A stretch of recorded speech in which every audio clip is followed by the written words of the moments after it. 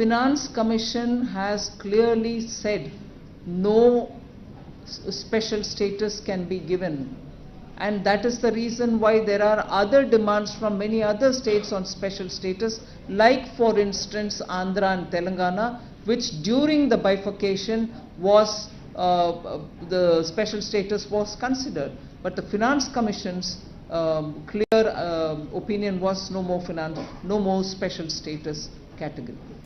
Fossil fuel to renewable energy.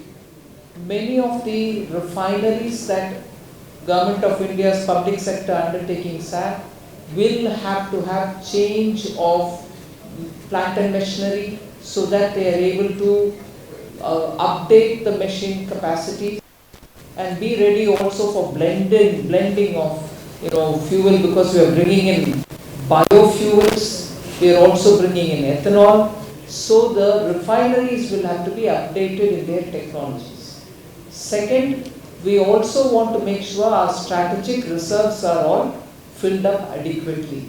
So this is specifically and openly being given to Ministry of Petroleum, Natural Gas with these objectives. So there's no, in fact I'd like to say, in the last 3-4 years, the budgets don't show anything for the reasons which are not mentioned, meaning they show for what purpose they are, and that is the purpose. There is no below the carpet pushing of agenda or keeping something secretive.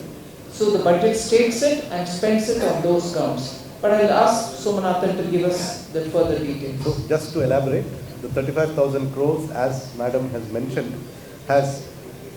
No, I'm thankful that the budget has been gone through in such detail. But the fund allocation for Manrega, I've said this in the Parliament as well, has not gone down. Budget time allocation is one thing, and because the scheme itself is a demand-driven scheme, as and when the demand increases on them, we keep making the provision, and this is proven. You can check the budget of Prime Minister Modi since 2014, 14, 15, 16 till today. Every time we make an allocation during the budget estimate, and then through the year, as and when the demand goes up, we revise it. And in the supplementary demand for grants, you always see that we've added some more for Parliament to pass, and therefore fully implemented the Mahatma Gandhi Rural Employment Guarantee Scheme. And this is in contrast with what happened between 2004 to 2014. So it is one thing to give at the beginning of the budget, and also equally important to keep responding to the developing situation in the ground, and even more important to fully implement it. I showed the contrast between the 10 years of UPA and the 8-9 years of Prime Minister Modi's government, NDA, where Manrega has been fully utilized by the end of the year. And during the COVID pandemic, you saw it even crossed 1,10,000 crores. So to look at the budget time figure and say, oh, you brought it down, is not right. It develops as the demand develops, and we keep giving it as the demand develops, and we, end of the year, also ensure that it gets spent. So these are very clear strategies through which we go.